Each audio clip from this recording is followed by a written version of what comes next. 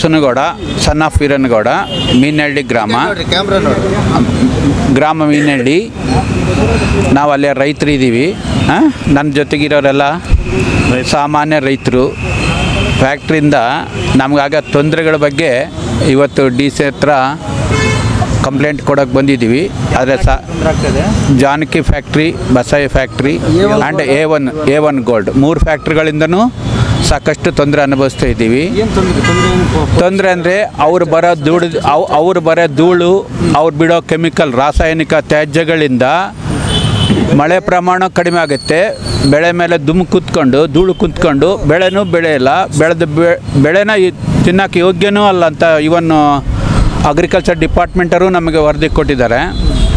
ಇಷ್ಟಿದ್ದಾಗ ಕೂಡ ಫ್ಯಾಕ್ಟ್ರಿಯವರು ಯಾವೊಬ್ಬ ರೈತರಿಗೂ ಕೂಡ ಕಾಮನ್ ಆಗಿ ಅಂದರೆ ಜನರಲಾಗಿ ಯಾರೂ ಕೊಟ್ಟಿಲ್ಲ. ಯಾರೋ ಅವರ ಮೇಲೆ ಪ್ರೆಷರ್ ಹಾಕಿದವ್ರಿಗೆ, ಅವ್ರನ್ನ ಬೈದವ್ರಿಗೆ ಒಬ್ರಿಬ್ಬರಿಗೆ ಕೊಟ್ಟಿದ್ದು ಬಿಟ್ಟರೆ ಏನು ಕೊಡಬೇಕು ಪರಿಹಾರ ಯಾರಿಗೂ ಕೊಡ್ತಾ ಇಲ್ಲ.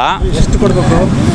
ಎಷ್ಟು ಅಂದರೆ ಅದು ಸೈಂಟಿಫಿಕ್ಕಾಗಿ ಕೊಡಬೇಕು. ಈಗ ನಮ್ಮ ಹೊಲಕ್ಕೆ ಎಷ್ಟು ಲಾಸ್ ಆಗುತ್ತೆ ಅಂದರೆ ನಾವು ಈಗ 10-20 ಸಾವಿರ ಒಂದು ಎಕರೆಗೆ ಖರ್ಚು ಮಾಡ್ತೀವಿ ನಾವು ಬೆಳೆಸೋ ಟೈಮ್ಗೆಲ್ಲ. ಆ ಬೆಳೆ ನಮ್ಗೆ ಒಂದೊಂದು ಸಾರಿ ಏನೂ ಬರೋದಿಲ್ಲ. ಆವಾಗ ಕೊಡೋ 500-800 ಯಾವುದಕ್ಕೂ ಆಗೋಲ್ಲ. ಅದು ಸೈಂಟಿಫಿಕ್ ಆಗಿದೆ. ನಮಗೆ ಮಿನಿಮಮ್ ಅಂದರೆ 5,000ದಿಂದ 10,000ವರೆಗೆ ಕೊಡಬೇಕಾಗುತ್ತೆ. ನಮ್ಮದು ನೀರಾವರಿ ಎಷ್ಟು ನಮ್ಮ ಮಳೆ ಕೂಡ ನಮ್ಮಿಂದ ನೋಡಿ. ಈಗ ಫ್ಯಾಕ್ಟ್ರಿ ಸರೌಂಡಿಂಗ್ ಇರೋ 2 ಕಿಲೋಮೀಟ್ರಲ್ಲಿ ಆದ ಅನಾಹುತ ಫ್ಯಾಕ್ಟ್ರಿಯಿಂದ 5 ಕಿಲೋಮೀಟ್ರ್ ಆ ಕಡೆ ಆಗೋದಿಲ್ಲ. ಅಲ್ಲೆಲ್ಲರೂ ಸಾಮಾನ್ಯವಾಗಿ ಎಲ್ಲರೂ ರೈತರು ಬೆಳೆದಂಗೆ ಬೆಳೀತಾರೆ. ಬಟ್ ನಾವು ಇಲ್ಲಿ ಫ್ಯಾಕ್ಟ್ರಿ ಸರೌಂಡಿಂಗ್ ಇರೋ 2-3 ಕಿಲೋಮೀಟ್ರರು ಭಾಳ ಸಫರಾಗಿ ಬೆಳೆ ಇಲ್ಲದೆ, ಆಮೇಲೆ ವಿಚಿತ್ರ ರೋಗಗಳು, ಜನರೆಲ್ಲರೂ ನಾರ್ಮಲಾಗಿ ಕ್ಯಾನ್ಸರು ಅವು ಟೆಸ್ಟ್ ಮಾಡೋಕ್ಕೆ ಆಗ್ತಾಯಿಲ್ಲ. ಅಂಥ ರೋಗಗಳು ಕೂಡ ಬಲಿ ಆಗ್ತಿದ್ದಾರೆ. ಹಂಗಾಗಿ ಅದ್ರ ಬಗ್ಗೆ ಸಾಹೇಬ್ರ ಹತ್ರ ನಾವು ಇದು ಮಾಡೋಕ್ಕೆ ಬಂದಿದ್ದೀವಿ. ಆಲ್ರೆಡಿ ಮಾಡಿದ್ದೀವಿ ನಮ್ಮ ಮೇಲೆ, ಮತ್ತೆ ಬಂದಿದ್ದೀವಿ. ಬಟ್ ಈಗಲೂ ಇನ್ನೂ ಮಾಡ್ತಿದ್ದೀವಿ. ಇಲ್ಲಿವರೆಗೂ ನಮ್ಮ ಹೋರಾಟಕ್ಕೆ ಜಯ ಸಿಗುತ್ತೋ ಅಲ್ಲಿವರೆಗೂ ಹೋರಾಡೋಕ್ಕೆ ಲಾಸ್ಟಿಗೆ ನಾವು ಬಲಿಯಾಗಕ್ಕೆ ಕೂಡ ನಾವು ರೆಡಿ ಇದ್ದೀವಿ. ನಾವು ಎಲ್ಲಿಗೆ ಇದಾಗದಂಗೆ ಎಲ್ಲರೂ ಇನ್ನೂ ಇವಾಗ ಇದು ಬಂದಿರೋದು ಒಲ್ಲಿ ಯಾರೋ ಒಬ್ಬಿಬ್ಬರು, ಇನ್ಮೇಲೆ ಇದ್ರೆ 100ರಲ್ಲಿ ಹಾಕ್ತೀವಿ, 1000ದಲ್ಲಿ ಹಾಕ್ತೀವಿ. ಬಟ್ ಫ್ಯಾಕ್ಟ್ರಿಯಿಂದ ನ್ಯಾಯ ಸಿಗೋವರೆಗೂ ವಿತೌಟ್ ಸ್ಟಾಪ್ ಹೋರಾಡ್ತಾನೆ ಇರ್ತೀವಿ. ಸಾಯೋವರೆಗೂ ಹೋರಾಡ್ತೀವಿ. ಹೇಳಿದ್ವಲ್ಲ ಪರಿಹಾರ ಏನು? ಇದು ಹಳೆ ಫ್ಯಾಕ್ಟ್ರಿ ಈಗ ರನ್ನಿಂಗ್ ಫ್ಯಾಕ್ಟ್ರಿಯಿಂದನೇ ಬರಬೇಕು. ಹೊಸದು ಪ್ಲಾಂಟ್ ಯಾವುದೇ ಕಾರಣಕ್ಕೂ ಹೊಸ ಪ್ಲಾಂಟ್ ಎಕ್ಸ್ಟೆಂಟ್ ಆಗಲಿ, ಲಾರ್ಜಿಂಗ್ ಮಾಡೋದಾಗಲಿ ಬೇಡ. ಈಗ ಆಲ್ರೆಡಿ ಅವ್ರು ಹಂಗೆ ಮಾಡ್ತಾ ಇದ್ದರೆ ಅದನ್ನು ಹೆಂಗನೇ ಮಾಡಿ ನಿಲ್ಲಿಸ್ಬೇಕು.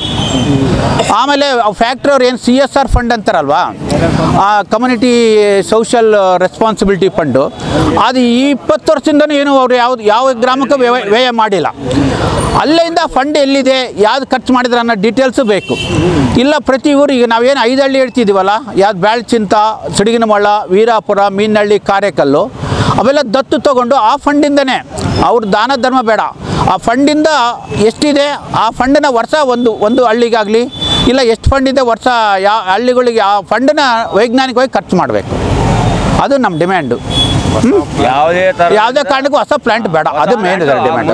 ಹೀರೋ ಫ್ಯಾಕ್ಟ್ರಿ ಯಾಕಂದರೆ ಇವ್ರು ಕೊಡೋದು ನಾವು ಅನುಭವಿಸ್ಬೇಕಾದ್ರೂ ಕೂಡ ಅಷ್ಟು ಪ್ರಾಣ ಇರಬೇಕಲ್ವಾ. ಆ ಹೊಸ ಪ್ಲಾಂಟಿಂದ ಬರೋದಾದರೆ ಜನ ತಟ್ಕೊಳ್ಳಾಗದಷ್ಟು ಪ್ರಾಬ್ಲಮ್ ಆಗುತ್ತೆ.